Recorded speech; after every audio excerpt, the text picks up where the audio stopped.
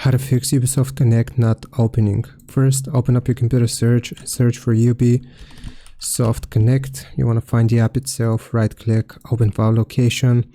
Now, again, we will right click, then open file location, and you will see Ubisoft Connect. Right click on it, show more options, go to properties, click on compatibility, and here you will check these two options: disable full screen optimizations and run this program as an admin. Click on apply, click on OK. Once you have done this, before you close this folder, you want to click on the path here and then right click and copy. Once you have it copied, you will open up your computer and then computer search, and you will click on virus and threat protection. Right here, you want to select manage settings for virus and threat protection settings. Scroll down until you see exclusions. Click on add or remove exclusion, then yes.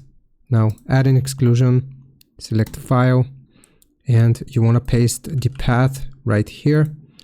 So we will just click on it to open it up, and here you will just search for Ubisoft Connect and open, and this is going to add it as an exclusion in your antivirus, and it should fix the issue. Hope this helps. Leave a like and sub. I'll see you next time.